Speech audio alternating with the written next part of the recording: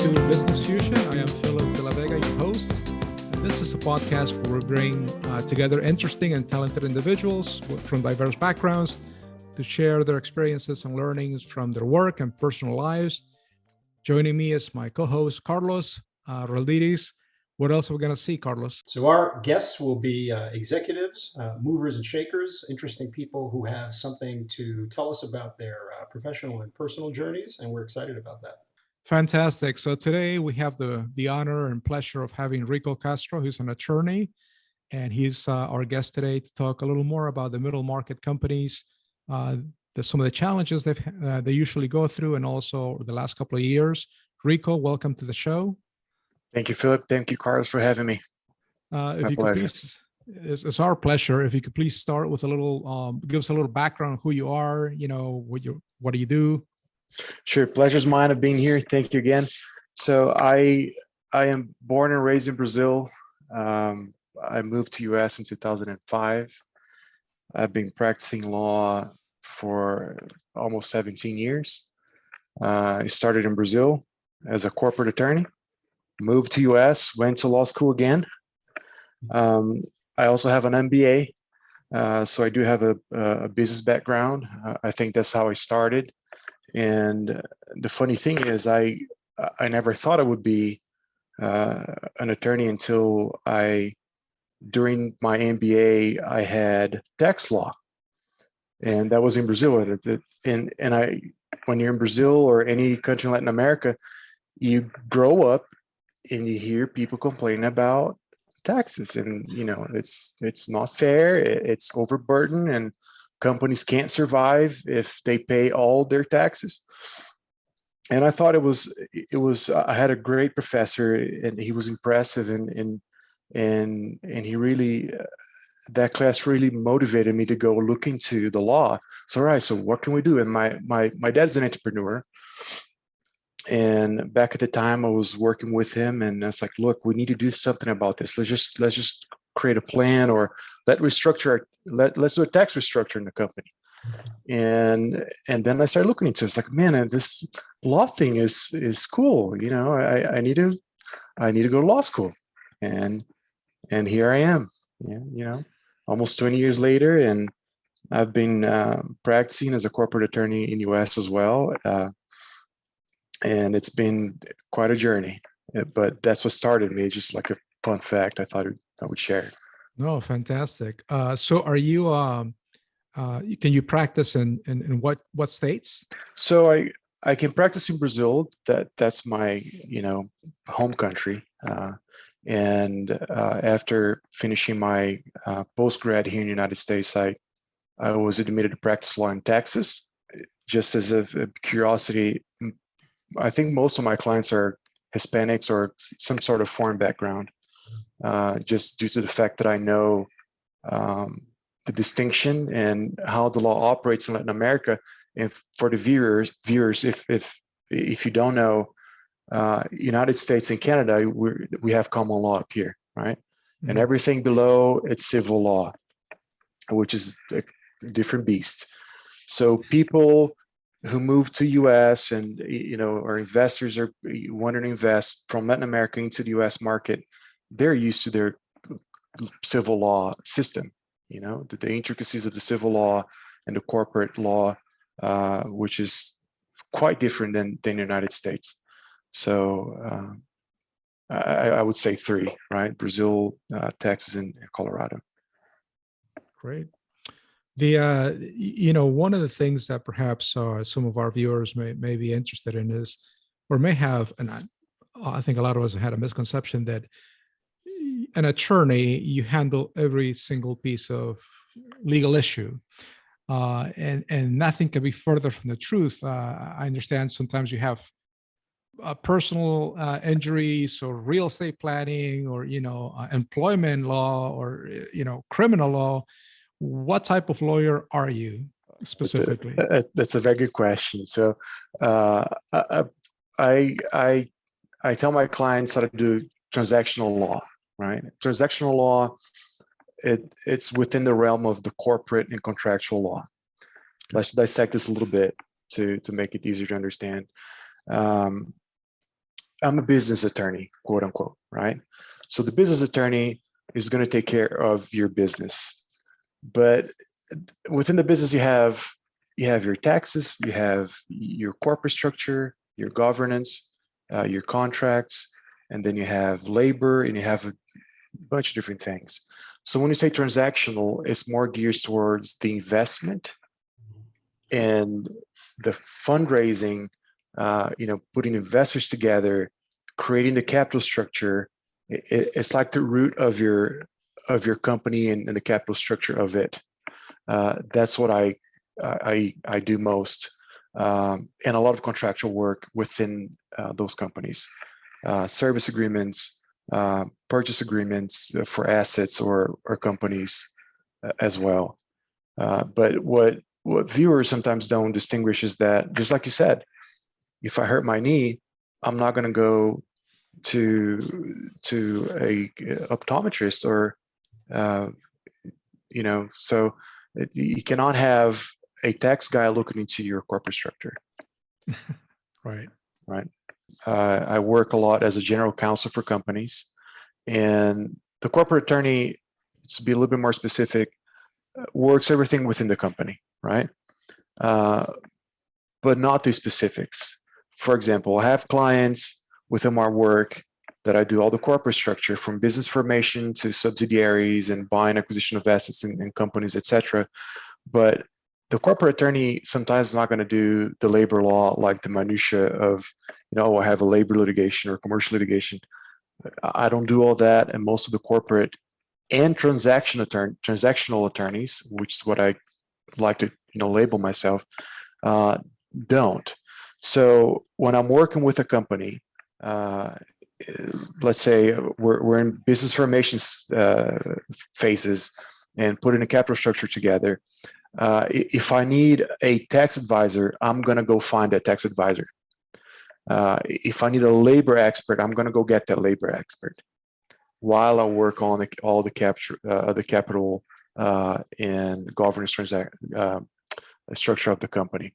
So in summary, the general counseling with the corporate and transactional work is beginning the life of the company, putting the capital structure together, and working on a day-to-day, like contracts and service agreements, and acquisition of businesses, acquisition of assets.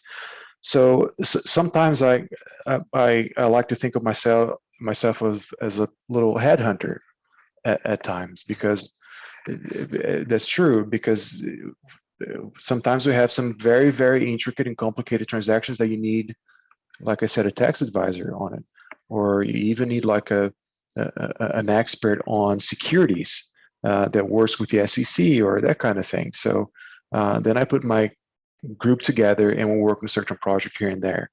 Because the mid-market, and I think we're going to go into this later on the podcast, they're usually cash straps, like, so you're raising funds. So they don't have money to go out there and hire the top 10 or top 5 law firms in the state or in the country. So they're going to start with a guy that they heard that worked with this friend and, with friends and family kind of thing. And that's how it goes.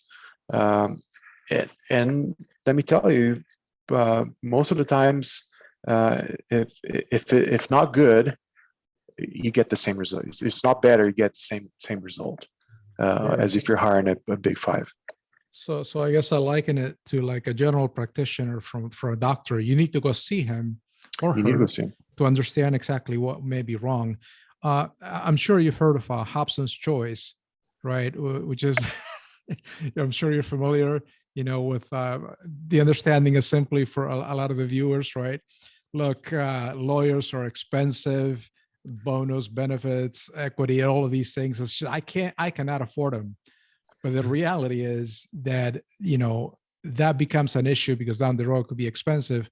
And nowadays, correct me if I'm wrong, but with the gig economy, I guess, where a lot of times people like yourselves can walk into a middle market business and help them for a specific period of time or a specific task, as you mentioned. Correct. Yes, that's a good example. And one distinction that I usually make to my clients is you have to have a distinction between the price and the value of what you're getting when you hire an attorney right off the bat when you're starting your business, or when you know put your when the company is in a place where, oh, you really need to talk to an attorney. Just do not cut corners on that. You got to go find yourself a good attorney. So again, difference between price and value. Sometimes they think, oh no, the attorneys make so much money. I can't afford them. They charge me an hour and they run their meter every time they send me an email. But not all the attorneys work like that. So it's worth going out there trying to find it doesn't, like I said, it doesn't have to be a big five or a big law firm. Find yourself an attorney like me, for example, and see what we can do for you. Absolutely. That's good. I mean, so far I've gotten already a number of insights about hiring my next attorney. I think one of the questions that that creates for me is, when I am looking for, an attorney, what are some of those things that you recommend that, a middle market company in particular, because this is part of the middle market series, that we pay attention to? Right. Look, so the middle market, again, I think the client's going to hire you based on his budget, right? So he's going to try to find somebody he can afford, correct? So I think that's number one. However, I see this happening a lot out there, that attorneys are, even though they're not hard to find, they're hard to get. And let me give an example, because it's like going to a doctor. Oh, gosh, I need to go see. I have a knee problem. And then I started looking for a knee doctor. And what's the first thing you're going to do? You're going to ask your friends, right? You're not just going to go on the internet and try to find a knee doctor in where you are. You need some sort of reference. You have to have a good reference from somebody who already worked with that guy. And most importantly, that he has done the same type of work that you're looking for. So like we said, if I'm going to go to a knee doctor, I'm not going to go to a heart surgeon, because he's not going to do that. And sometimes it happens because in the mid-market, or even in startups, which I work a lot, oh, I know this guy, but he's a family attorney. Oh, can you form this entity for me? I have these 3 guys who are opening a new business. No, don't go talk to that guy. Go to your circle of your business, or people who people who have done business before, and hey, have you ever? How did you do with your business formation? How did you acquire this asset? How did you sell this thing? So I talked to this attorney, and go from there, right? To make sure the guy's done it before, and go to the right one. I think what I'm hearing is, look for an attorney the way you would look for a good mechanic. Correct. That's true. It's just like that. I think many times this is like the silent headache, right? You get and you could probably share some stories about this, Rico. But many times you get a new business going, a couple of friends or a handful of people, and they worry about the product, they worry about making money, and the legal aspect of it, the structure, whether it is an LLC, C corp, whatever it is kind of like left as an afterthought. What are your thoughts on that, or I guess experiences, and how you can help some people? Oh yeah, sure. So I don't think it's an afterthought. I think the first thing that comes to these people's mind is like, let's create an LLC, right? I have people calling me. It's like, hey, can you form an LLC for me? It's like, well, but why do you need one? Oh, because my uncle, he has a business and he has an LLC. It's like, I don't know if the LLC is for you. So, but going back to your question, I think this is the most important step when people are initiating a business idea, whatever they're trying to do, is that you're incorporated. Whether it's an LLC, if it's a C corp, a corporation, or a partnership, or just like a unincorporated entity, Just talk to your attorney and make sure you get this right off the bat. And what I see a lot happening is that people call me when they're like in a second or third stage of their growth, right? So here they already went into LegalZoom and got their LLC together, which I do not recommend.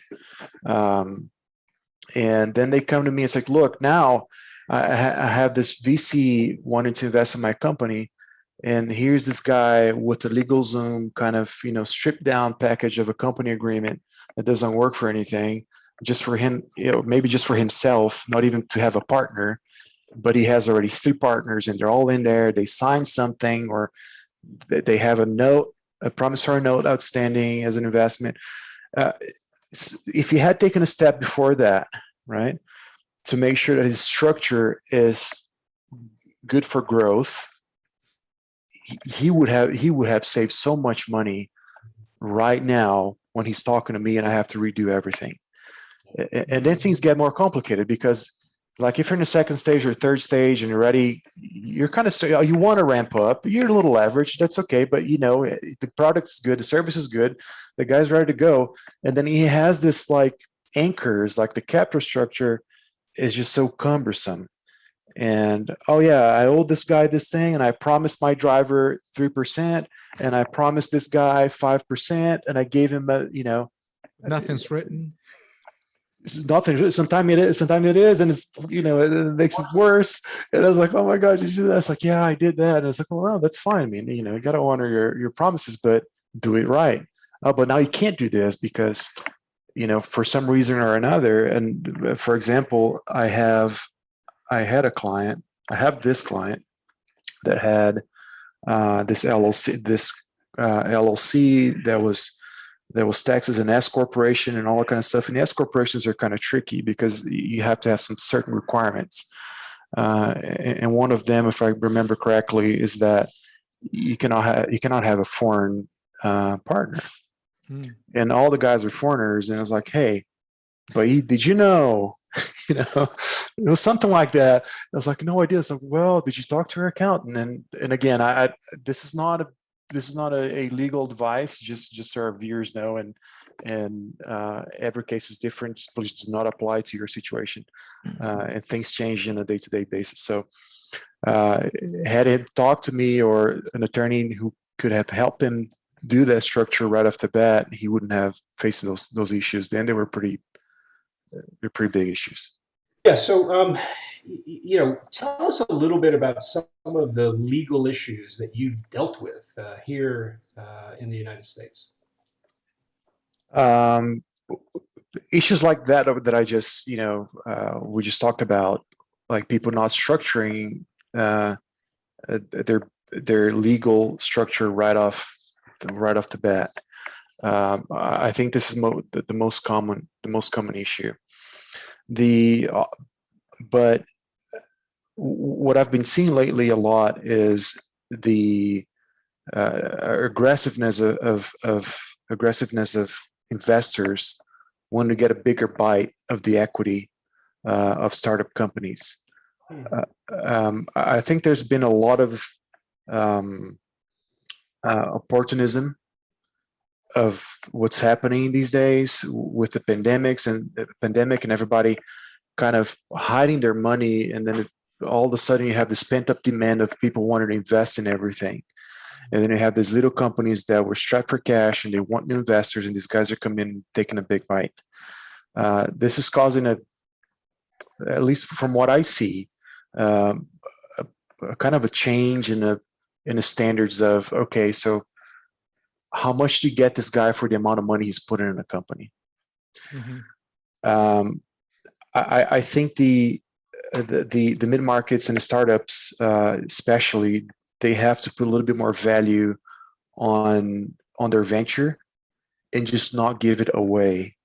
Simplistically saying, right? Because you have these guys, oh man, but I have cash. Don't you need cash? Here it is. I don't know. I'll give you $5 million, but I want 50% of your company, and this company has, it's like, but hold on a second. It's one majority.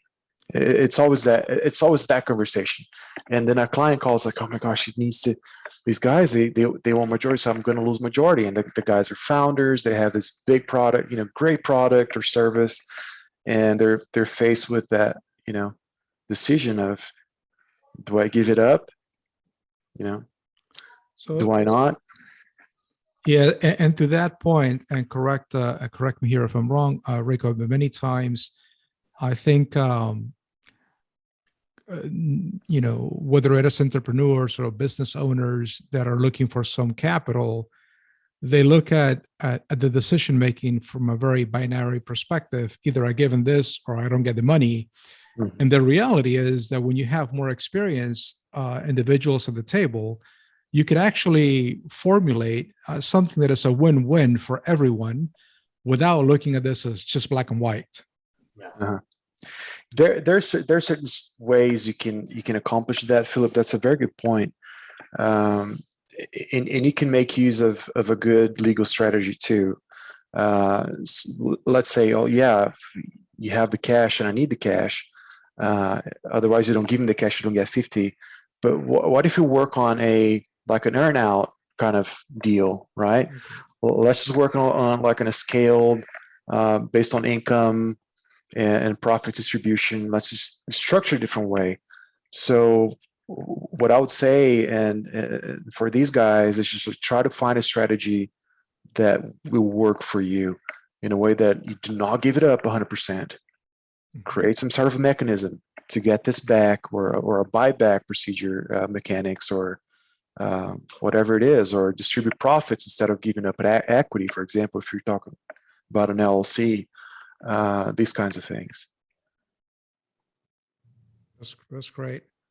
Yeah. So, Rico, so when a business hires you, for instance, let's say if the business is incorporated or unincorporated, who do you represent? Do you represent the entity? Do you represent the individual? Or when is there a difference? It's a very good question, Philip. So I think there are two flavors there, right? So if you are incorporated, you can either work for the entity or for the investor.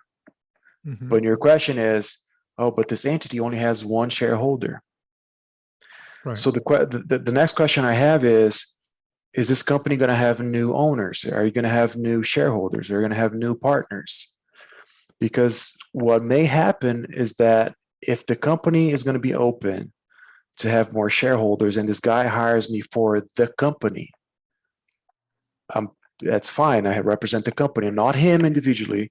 I'm going to represent the interests of the entity. Now, if he hires me individually to work for a company of which he is the owner, and tomorrow he has more shareholders, I might be conflicted out to work for the entity because he is my client first, which both parties can waive. I can exercise the just separate counseling and make sure that there's no conflict of interest, but it creates a little ethical issue for the attorney. Does that answer your question?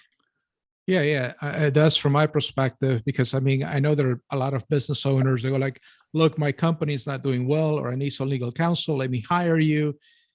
But this is what I want.